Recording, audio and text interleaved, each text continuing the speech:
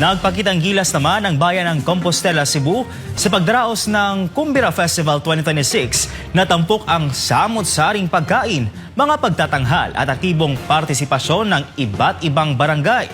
Bukod sa pagpapakita ng kultura at pagkakaisa ng komunidad, naging pagkakataon din ang pagdiriwang upang suportahan ang mga maliliit na negosyante at isulong ang turismo sa bayan. Narito ang balita ni Eileen Navarro. Mula sa iba't ibang inihaw na pagkain, makukulay na pagtatanghal, hanggang sa masisiglang pagtitipon ng mga residente at turista, naging buhay na buhay ang seafront ng Compostela, Cebu sa pagdiriwang ng Kumbira 2026. Ipinamalas ng bayan ng Compostela ang pagkakaisa at sigla ng komunidad sa pagdaraos ng Kumbira Festival 2026, kung saan tampok ang iba't ibang pagkain, masasayang awitin at pakikilahok ng mga taga-barangay. Ayon kay Compostela Mayor Feliger Juriquinho, layunin ng Kumbira Festival na higit pang pagtibayin ang pagkakaisa ng komunidad at may pakita ang sama-samang pagtutulungan ng mga residente sa pagdiriwang ng Kumbira Festival 2026. Sa atong Kumbira Festival, lahi na nirong atong gisaulog kay pure lang yun nga Kumbira, wagin ang sayaw-sayaw nga festival. Apang kini atong yung gipaningkamutan nga ma-realize ning mao nga event nga kitang taga Compostellanon nagkayusa, nagkayumpong pinaagi ning Kumbira Festival. Samantala, pinuri naman ni Cebu Vice Governor Glenn Soco ang lokal na pamahalaan ng Compostela sa matagumpay na pagsasagawa ng Kumbira Festival 2026. Anya, higit pa sa isang pagdiriwang ng pagkain ang Kumbira Festival dahil nagsisilbi rin itong pagkakataon upang masuportahan ang kabuhayan ng mga maliliit na negosyante sa bayan. Mayor, congratulations kay Nini. Lipay sad ko nining Kumbira, kay ngayong kag Kumbira kaon. Unya paghatag o balor sa kaning atong mga gagmay nga mga magpapatigayon, kaning atong mga vendors, mga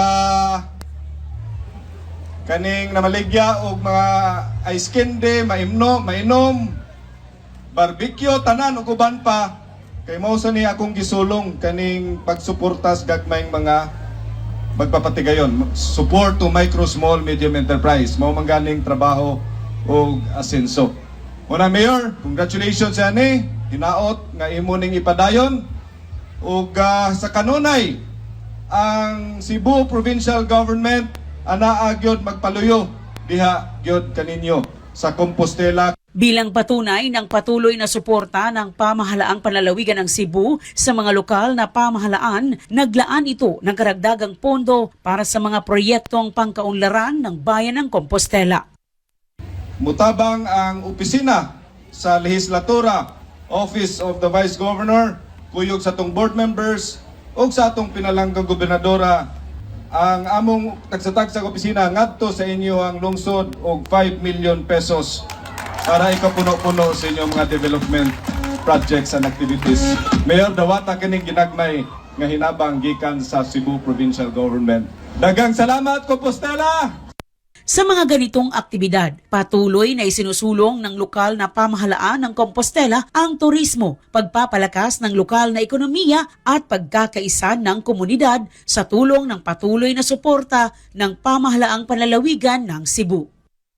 Sa pamamagitan ng Kumbira 2026, muling ipinakita ng bayan ng Compostela, Cebu na ang pagkain ay hindi lamang pinagkukunan ng kabuhayan, kundi nagsisilbi rin itong tulay upang mapag-isa ang komunidad at mapakilala ang mayamang kultura, tradisyon at mainit na pagtanggap ng mga taga-Compostela sa kanilang mga bisita.